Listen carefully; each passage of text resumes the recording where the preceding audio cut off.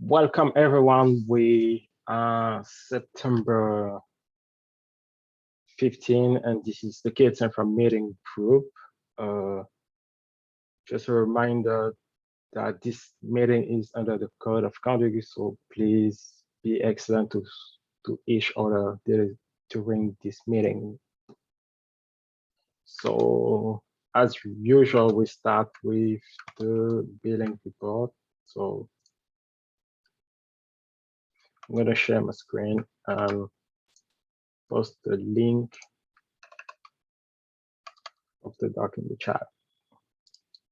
Do we have a note taker? I can volunteer to take notes.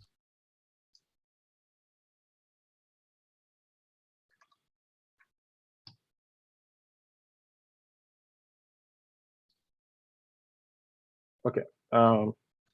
Is that EP or? Okay, thank you. Thank you. Share my screen. Where are we on this?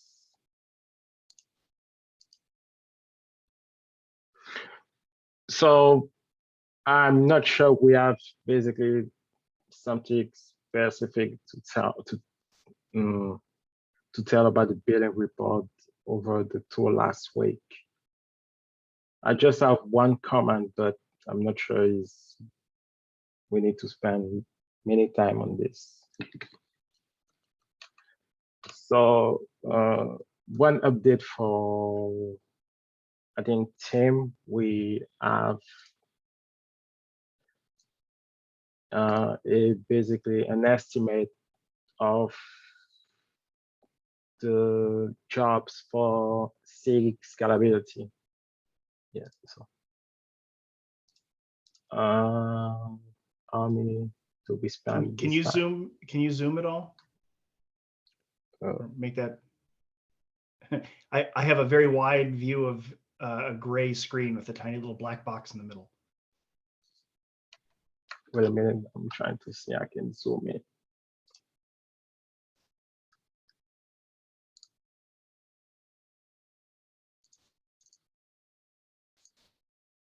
Is it okay? Beautiful, thank you.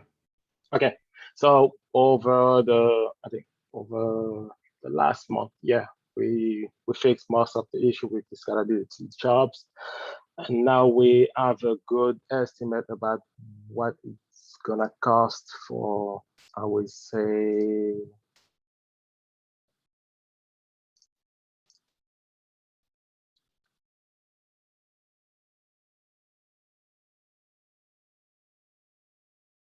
yeah, for basically why did the INC apply? Wait a minute.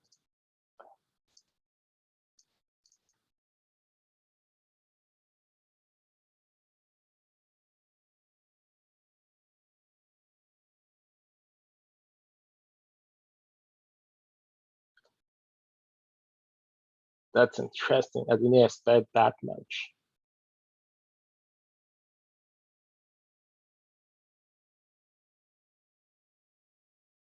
But Sorry, I think it's pretty.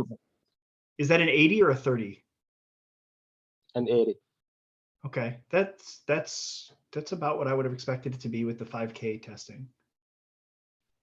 Yeah, but I was expecting something less because I didn't finish to migrate all of the 6 scalability. So those are basically the 5K nodes and the 2K node tests right now. Okay. And those are exclusively the periodic. So I think over the next month, they plan to migrate all the jobs. So whether it's pre-summit or periodic, but I was expecting less. So maybe.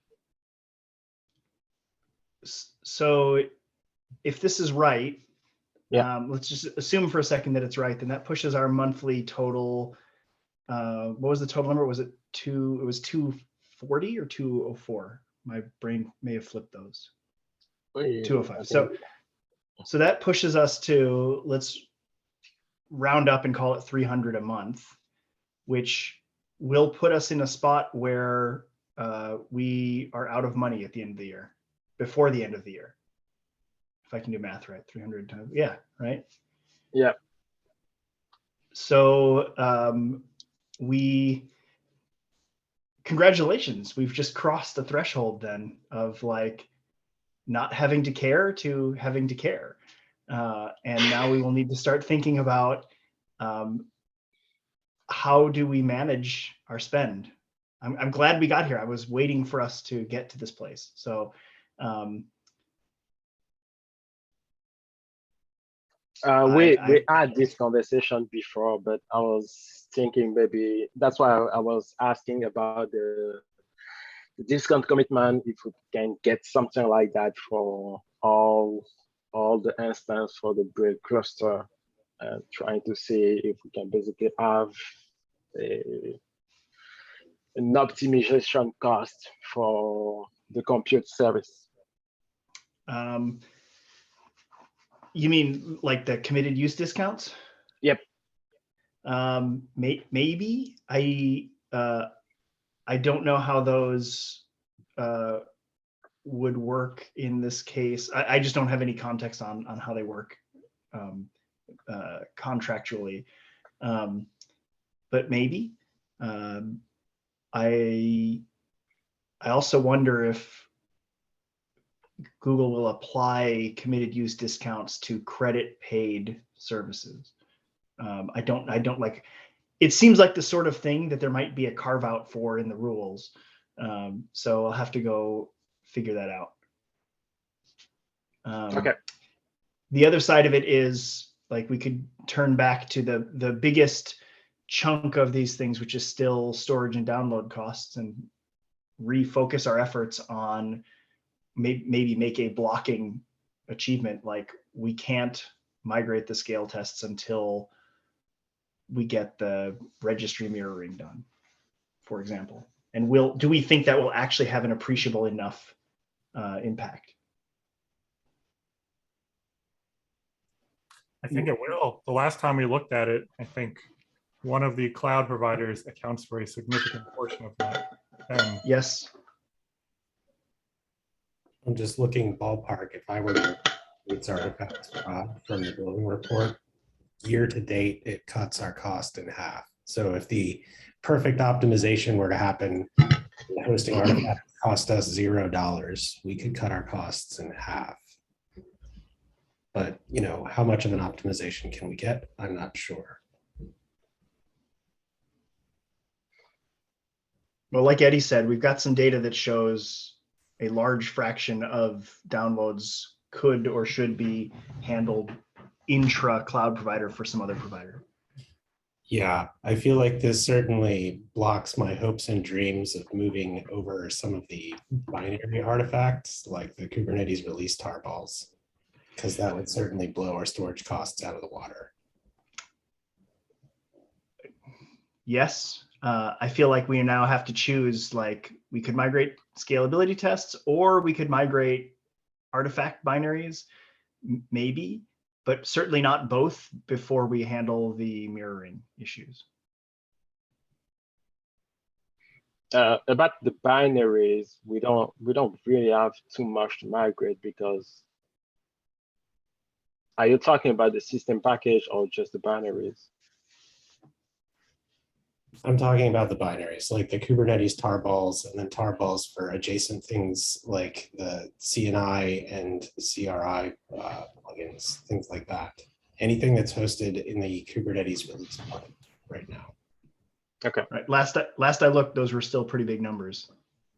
They're not quite a full order of magnitude more than the traffic we see for container images, but they're close. An order of magnitude more? They're not quite a full order of magnitude, but they're like 5 times more, something like that. Oh, wow, that's even bigger than the last I looked. We should pat ourselves on the back for a minute and then start thinking about how we mitigate these things.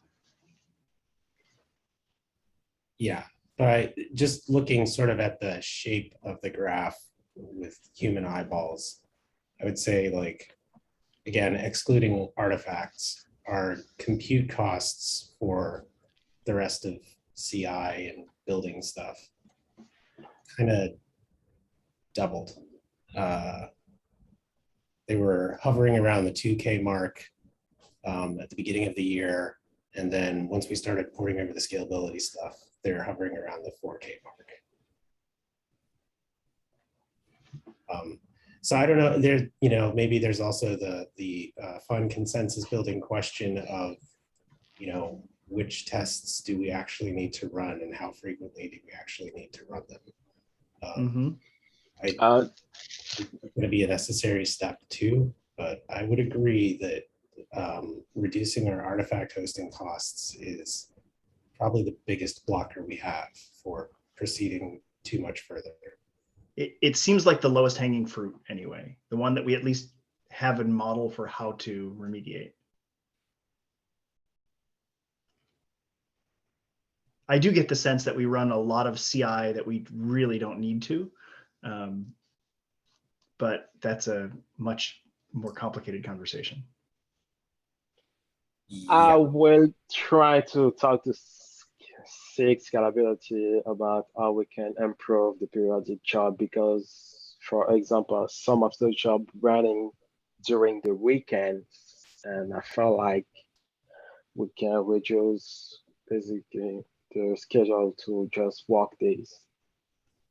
Yeah, but there are times where we would want that during a release where, like, I notice humans are used to, like, let's land everything we can on a Friday and then just over the weekend. Let it cook. Okay. Yeah. Yeah. Okay. Fun. Is anyone has a question about the billing report?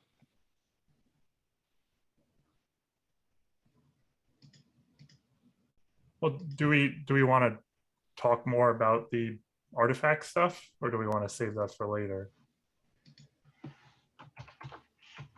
I feel like I want the conversation with SIG Readers later about how we can maybe, I don't know. I would like to hear later in this meeting sort of a status update from the II folks on where we're at on pushing the cross-cloud stuff forward. Absolutely. Okay. I just have one item about the business report for Aaron. Is I noticed in, let me get on page 4, an increase in the BigQuery cost. I think is expect, but because we now have a job that basically ran against it.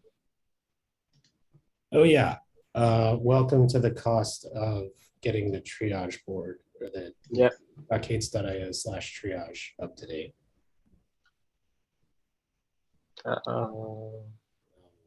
It periodically runs a BigQuery against, well, this isn't even running against the data set of everything in,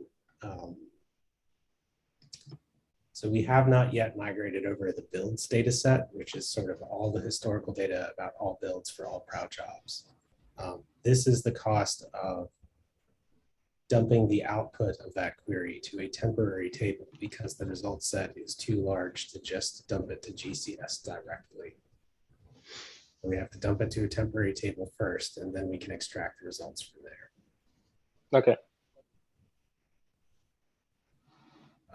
Meaning if I migrate over the build data set, we'll see larger costs. I can't give you a great estimate of what those would be, unfortunately. About storage, I don't think BigQuery is that much, because where I can find an example of cost for BigQuery. Yeah, I think what you're Uh, seeing here is the cost of writing. And so to build data set, this is like the most expensive thing that queries. I don't know what the cost of the query is Yeah. to run against the build data set, right? But that's kind of like the gnarliest query. However, migrating over the build data set is sort of, that is constantly written to by Kettle. The world where Kettle's broken. So we'll see the cost of writes for sure. Okay.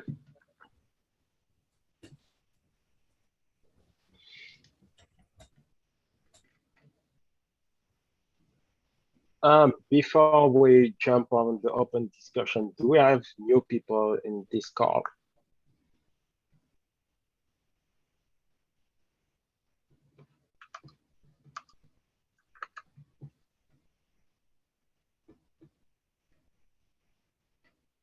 Yes, no.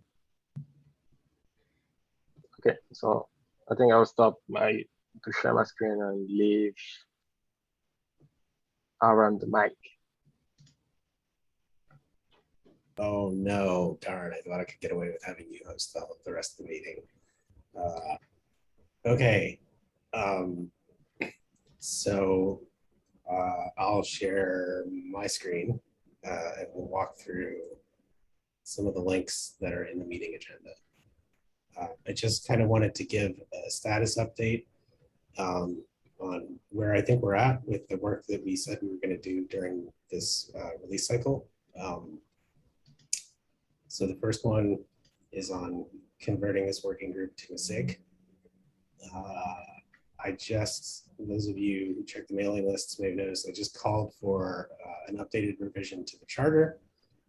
I'm asking for +1s from a supermajority of steering and from a chair or tech lead of all of the stakeholder SIGs for this working group.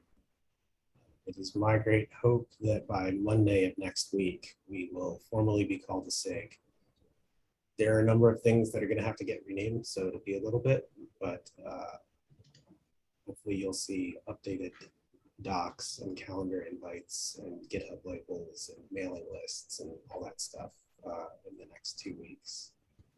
The biggest sticking point for getting this merged was folks wanted a clarification on the charter. So we've sort of completely rewritten our charter to look more like a SIG. Our old charter was very aspirational, I think, and very focused on the specific pieces of infrastructure, but less so in the context of the services that we provide to the project. So broadly speaking, the SIG is responsible for anything that you could reasonably expect to get from an infrastructure as a service provider, but we're not limiting our scope just to compute, network, and storage because many clouds offer more resources than that. I'm thinking specifically of like the secrets and keys and Google groups that we manage with our tooling today. So I call out sort of the generic stuff, as well as the fact that we own policy definition for what's in, what's out, how should we spend the money, et cetera, and reports for transparency purposes. Because we started out as a working group, there are a lot of cross-cutting and externally facing processes. So I try to spell out the generics in terms of we collaborate with people on things like access policies and artifact hosting, so on and so forth. And there are examples of specific examples for each of the things that clarify like what we will do and what we won't do. So if folks want to take a look at the charter or have any comments, the pull request is linked in the meeting.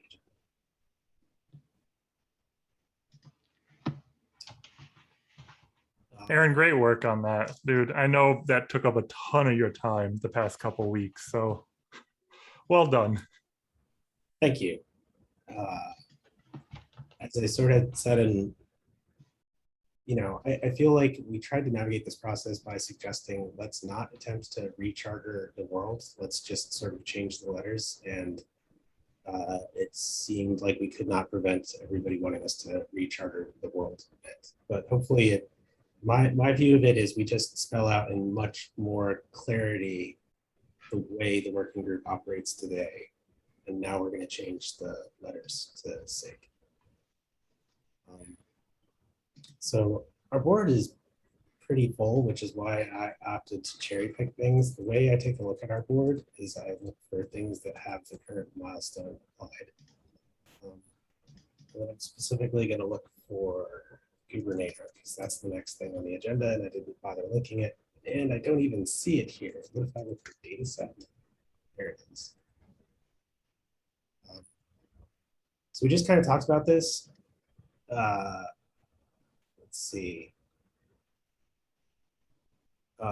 So Arnaud, I think, had volunteered to maybe work on the next part of this, but if it's dropped off, I can get to it at some point. I still want us to do this release cycle, even with the extra billing that might bring to the table. But I will ask the group, given the discussion we just had, if you think I should press pause on this, or if I should at least make sure that we can flip back if we migrate over and we suddenly realize there's too much cost here. For context, does everybody know what I'm talking about when I talk about the Kubernetes build data set? I Is this know. the thing? Iffy. Okay, so Prow dumps all of its results into GCS, which is wonderful and publicly accessible, and everything is at well-known URIs. But GCS is not a database. So if I want to get information from a query like, how many jobs have we run in the last week? Of those, how many have passed and how many have failed? Of those, which ones have flaked the most? Of those, which tests flaked the most in those flakiest jobs? We need a database for that. And so there's this pipeline where Prow dumps everything into GCS. And then there's a program or a component called Kettle, which stands for Kubernetes extract, test, transform, and load or something, that scrapes GCS and listens to PubSub and takes all the results that Prow dumps and then transforms them and stuffs them into a gigantic BigQuery data set. That data set is made up of 3 different tables. One is all the builds ever, one is all the builds in the last week, and one is all the builds in the last day. That data set is then consumed by tools like go.k8s.io/triage to give a more interactive drill down of stuff, as well as periodic jobs that run queries against the data set to produce JSON files, which answer questions like, what are the flakiest jobs? What are the flakiest tests in those jobs? There's a hope that eventually those JSON files or queries run against the BigQuery instance directly could be used to populate a Data Studio instance. And the idea is this is all tooling that makes contributors' lives a lot easier when it comes to trying to figure out why it's hard to contribute to Kubernetes right now because all the tests are broken. So it's real good. It's very crucial in prioritizing where we direct our attention for fixing tests. And it's also good for reports that let us sort of assess the health of the project over time. The other thing is those GCS buckets that Prow writes all of its results to have a 90-day expiration on them. So if you're scraping GCS, you can only look back 90 days. This data set has everything since 2017, 2016, not quite the beginning of the project, but a number of years. And I tend to think of historical data as very sacred and very important to preserve. And I think it would be very useful for folks to steer and drive their decisions on this project. One of the things I think that has impeded it being more useful to contributors is people are scared that, like, oh no, it's BigQuery. That means I'm going to have to pay costs to run queries against it, which is false today. It's a publicly available data set. You do have to put up the costs of running of running queries against it, but you'd be surprised how much you can run against it before you actually pay the costs of running a query. I've been able to run tons and tons of queries against it using my personal Google Cloud account, which doesn't have billing hooked up. I'm still on the free tier. But once you start getting into querying like all jobs over all time, all jobs over the last year, things do start to rack up. So it was my hope that we would empower members of the CI Signal team to be able to run queries against this data set to create sort of fancier, more automatically updated reports about the health of the projects, as opposed to running the one-shot scripts and pasting them in Slack or emailing them out as they do now. So the hope is this would reduce a fair amount of toil as well.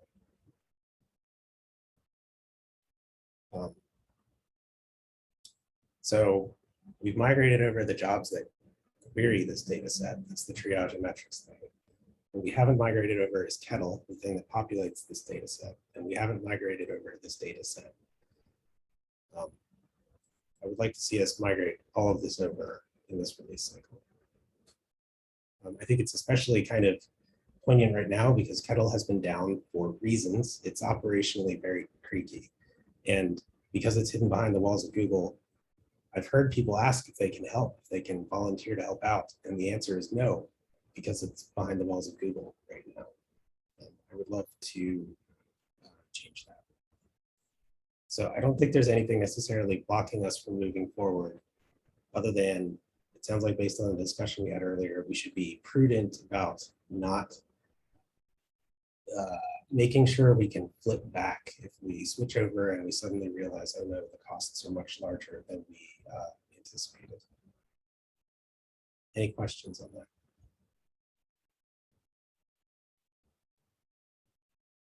Okay.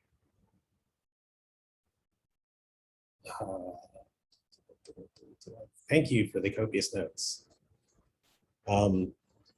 Migrating the release artifacts. I don't know what to link for that. I'll try dl.k8s.io.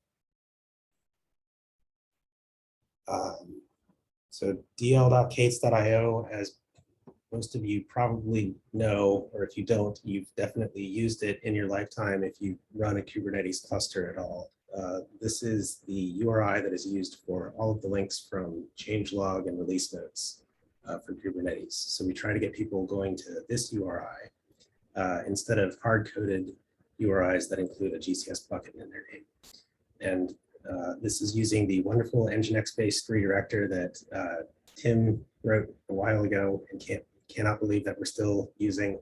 But thanks to that, we're able to change that URI to point to different GCS buckets depending on what people are asking for, which is how we've been able to change all of the requests for CI builds to go to a community-owned bucket. This issue covers doing the same thing, but for all of the release builds, all of the other release artifacts, because those currently live in a google.com project. The thinking was we need to sort out, there are a number of people who unfortunately have the old bucket hard-coded in the URI. And so we're going to need to leave that around for quite some time. But since we suspect that the majority of people end up getting to these binaries by way of dl.k8s.io, we could start flipping that to point to a community-owned bucket. And then we could set up some kind of periodic syncing solution between the two buckets to make sure that they're always in sync. The thought process was something like changing the release process to write new releases of Kubernetes to the community-owned bucket and sync that back to the google.com bucket.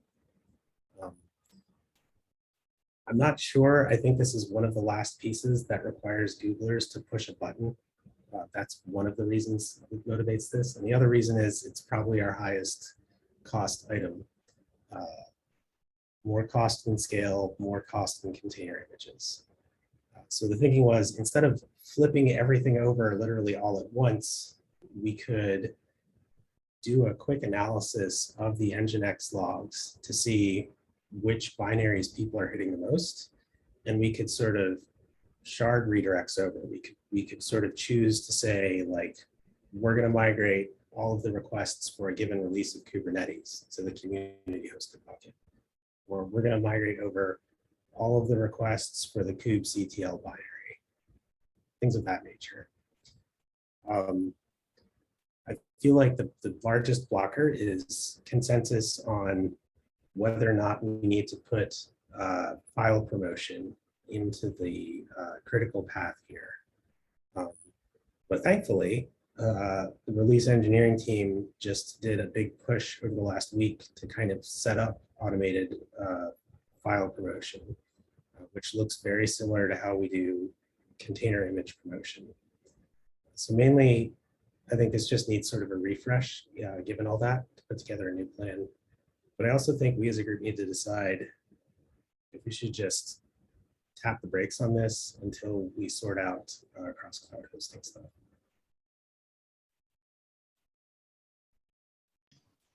Any questions?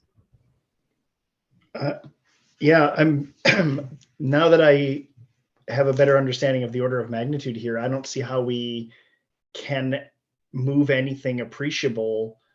Like, let me back up. I'm making an assumption that the vast majority of the cost is coming from fairly recent versions. That may be unfounded. But like, I imagine there's not a ton of people downloading Kubernetes 1.8 at this point. So even moving like the newest releases will still get the lion's share of the cost. And so until we know that we have the multi-cloud mirroring actually working, I don't see how we can tackle this in earnest. And I think as a second order, we need to figure out why is this so big and how do we mitigate that? Is that like better CDN use, or do we need smaller binary, like smaller tarballs? Like, I imagine that in the giant tarballs, there's stuff that people don't really need to download. Like, we should, I don't know, we should take a look at that and figure out what the cost per artifact is. Just like we should probably look at what the cost per CI build is. Like, if we run CI on every Git push, you know, it'd be interesting to have the bot comment, this push costs $1.26, right? Like, I know for some PRs that I was working on, I've gotten in the habit now of marking them as work in progress so that the CI doesn't run on them, because I feel guilty knowing that I'm going to push it 100 times before I'm ready for a review. I feel guilty running 100 CI runs. But you can disable that, turning your PR into draft, right? Sure, but it's opt-in as opposed to opt-out, right? Like, maybe we should consider switching PRs to, we only run CI when somebody says it's time to run CI on this. Or maybe we run it a max number of times per day, or maybe you have to manually re-trigger it or something. You know, what I'm saying is I think we're very generous with our CI runs right now. And I wonder how long we can afford to be that generous. Yep. Okay. So I think I think the unknowns we have about like what actually, I appreciate your optimism, Tim, that surely the most recent release of Kubernetes is the largest download traffic, but I think it could be very informative to see whether that's actually true. As I said it out loud, I realized how unfounded it was. I think this would be a natural complement to the storage analysis work that Hippie's team has already been doing. The issue is that because all of the work they've done is based on GCS access logs, and we cannot provide those for this bucket. It would have to be a different pipeline that would look at the output of the K8s.io app that runs on the AAA cluster, which is something if they don't already have access to, we can give them access to that. I wonder if it's possible for us to turn on the logs on our side and then publish a filtered set of logs that are only for those particular artifacts, or I guess that would involve, we'd have to pre-screen them to make sure there's nothing sensitive in there. I mean, there shouldn't be. We can give that a shot. Just forecasting my own availability for that. I don't see it as likely that I get to that in the next 2 Okay. weeks. That's fair. I think that so our Google Cloud logging retention is whatever the default is, which I believe goes at least 6 weeks back, which would at least give us a quick gut check on what are the most popular binary. Okay.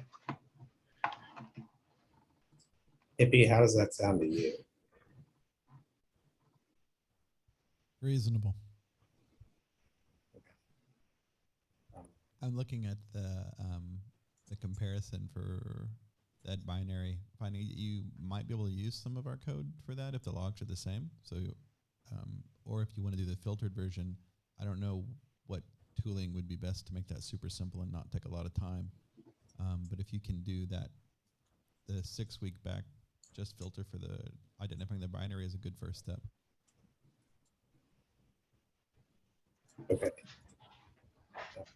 I will make a follow-up issue and after this meeting.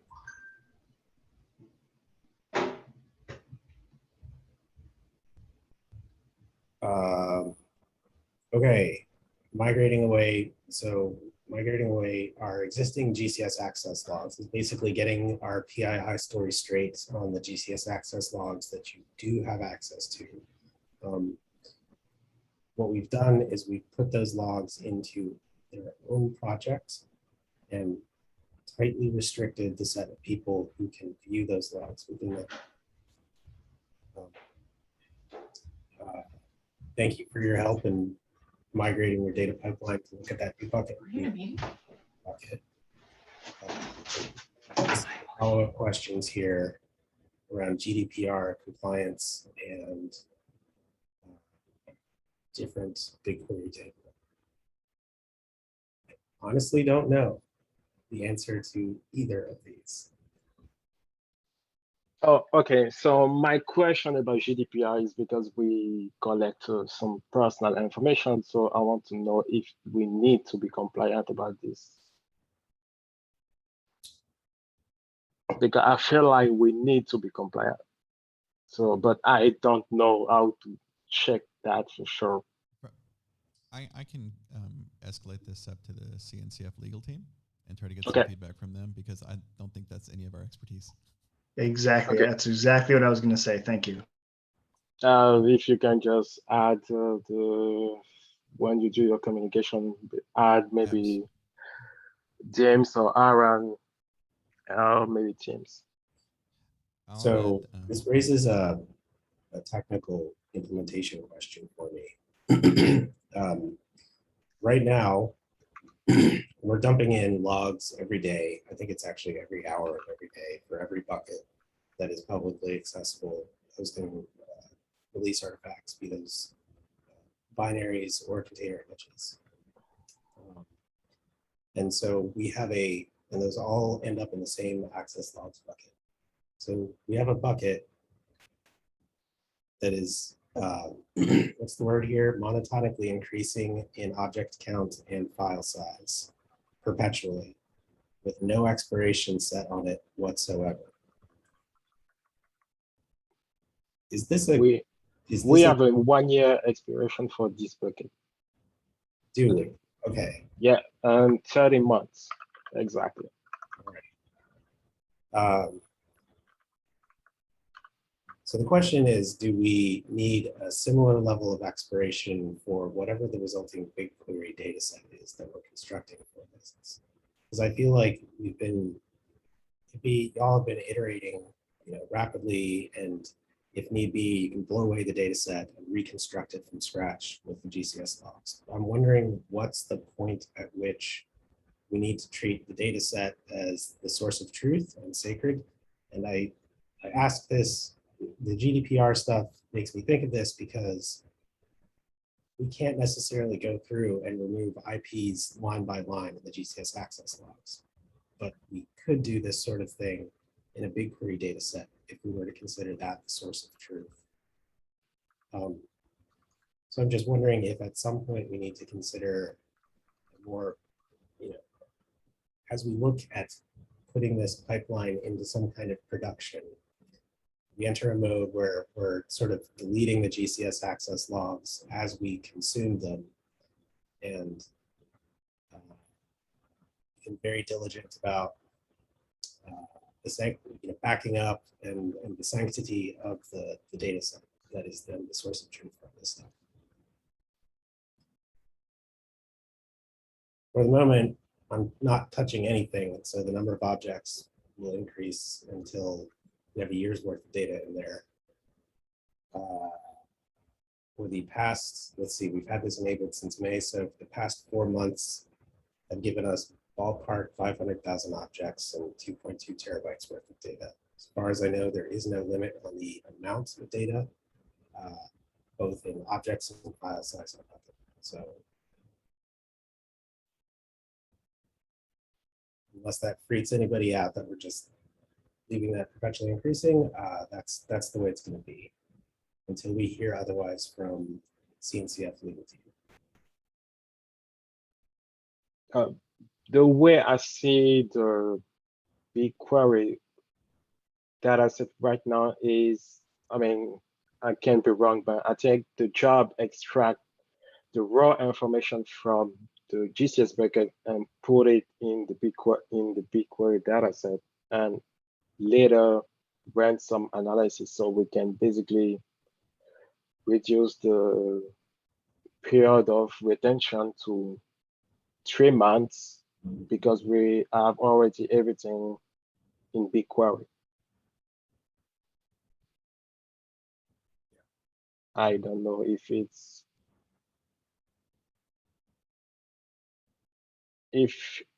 allows us to have basically reports for the long term.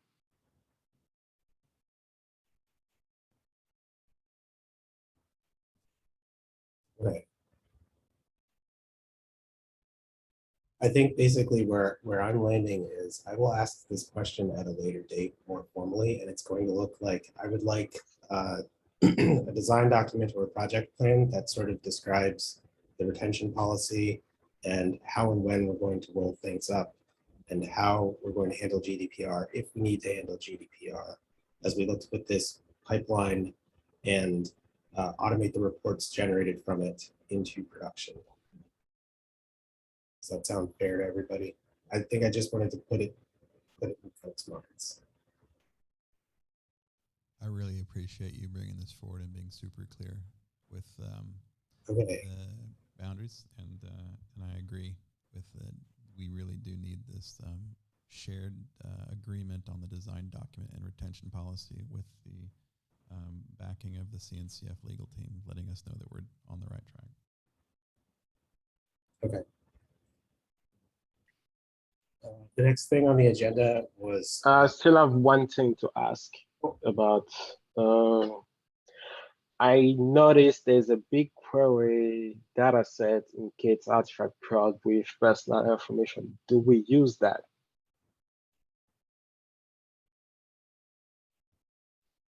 If not, can we drop it? Maybe that was Justin's thing that he was looking at some point. I don't know if we're still using it. Okay, I think that I can ping him. Okay.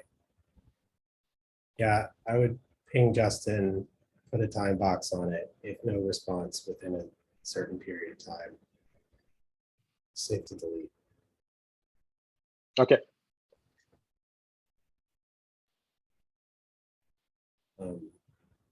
Worst case, the happy middle road would be something to the effect of transferring that data set to the PII project and ensuring that it's no longer actively written to.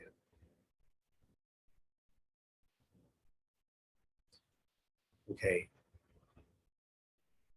Do we need to talk more about the scalability projects? Not really, because say scalability need to basically start the migration. I don't have a timeline for this. I have a meeting with them tomorrow, so I can follow up. Okay. I'll touch on this one real quick. So this is sort of the overarching issue that I want to see pushed all the way through for V123. This is the sort of thing that does have a release boundary attached to it because it comes down to the images that are used in CI testing to qualify Kubernetes both for release and also to certify Kubernetes as conformant. And we've reached the point where there are individual projects. So this isn't just all the generic E2E test images. These are projects that are for generally things like authenticated image pulling. So we have both the authenticated image pulling project and the K8s authenticated test project. And what is needed is for us to reach out to release team, and more specifically, the team in charge of the tests that use these images to understand if the tests are still valid or if we can get rid of them, if the tests need to be rewritten to be valid. And then, whether we need to create new special case staging repositories that have authenticated access turned on, things of that nature. Because I think we were talking about how architecturally, we don't see it as feasible to make certain images hosted in k8s.gcr.io require authentication while leaving everything else readable to all. So require a separate registry that's just for the purposes of testing authenticated image. The reason I talk about the validity of these tests, especially when it comes to conformance, is it really comes down to the cluster operators to make sure if they're doing like air gap style testing, and they pull these images down and then push them to some other registry, are they actually pushing them to registries that require authentication? Or are these tests passing when pointed at a publicly accessible registry? Like, is the feature even being tested? I don't have anything new to report on that because I have not had the time or bandwidth to go reach out to these SIGs. I think it's basically SIG node. If anybody here would like to take that on, you would be my personal hero. I have some thoughts on this that maybe we could bring around to SIG testing, or sorry, to the release. Are we going to? Is it really the validity of the test, basically? Okay. Currently, we're reaching out to a public, registry, and I wonder, in the same way that we run proxies and things for various tests internally, if we couldn't spin up a a registry inside of the test. So at the beginning, it spins up a registry with an authenticated image that is actually running in the cluster, but you need to use, and then the test would now come back, and they need to come back and bring that forward, if that makes sense. So rather than, so for air gap purposes, you're shipping an image that is the infrastructure necessary to create the passing actual conformance test. That sounds awesome. That sounds like the right way to solve this problem, personally. Cool. I'll take an AI to go and engage with the release team to, I don't know if I need to get feedback on that, or we just, because we also write the test, so I can just put it on the list of things for us to do. I would raise it with SIG node. So, go ahead. I said I would raise it with SIG node, if not seeing if somebody from SIG node wants to help take this on. Yeah, that'd be nice. Cool. We'll take that on as II to engage with SIG node.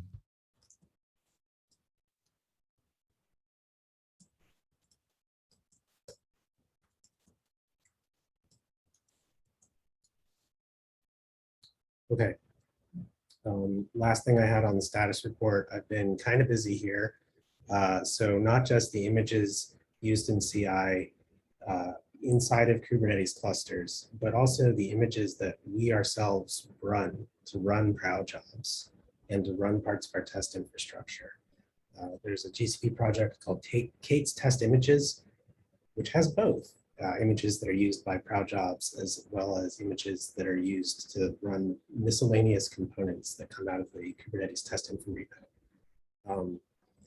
I had a wonderful, strong cup of coffee and went through all 77 images that currently live in this repo. I found that about half of them are unused. Like, oh boy, looking at the submit queue and the MISC Mungers images brought back some memories. But also, I've managed to identify most of the images that we do actually have to work on migrating. And I made some progress on migrating the images that are used in most of our job configs, most of our crowd job configs. And I'm linking to either comments or issues or pull requests that take care of this. So briefly, Kubekins has been fully migrated over. The kind runtime environment has been fully ported over, and a number of other things. Ballpark figures, there are about 37 images that need to be migrated in total. There are about 2,400 crowd job configs that need to be updated. There are about 200 cloud build files that need to be updated all across the project. I would gladly accept help on pushing this forward, because the long tail for this is going to take a while.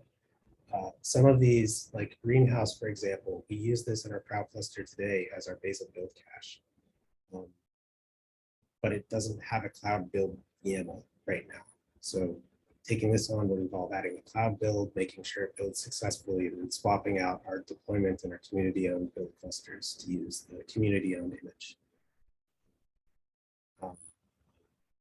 Anyway, we're like 80% of the way there. It's going to be the last 20% that takes 80% of the time. That's everything that I had.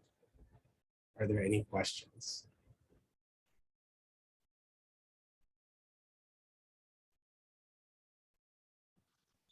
You can skip me. Okay. Eddie. Anyone going to KubeCon want to staff a SIG's meet and greet for this SIG? I'm not going because COVID. No. I'm sadly not going either. Same. So no worries. Okay. We are banned from US here in Brazil. Sorry, Eddie. Okay, so the one thing I noticed we have the meeting the first day of KubeCon. So I don't know. Can we do something hybrid? I need to talk with contributors on the staff about this, because we have a meeting this first day of KubeCon. So can we do something?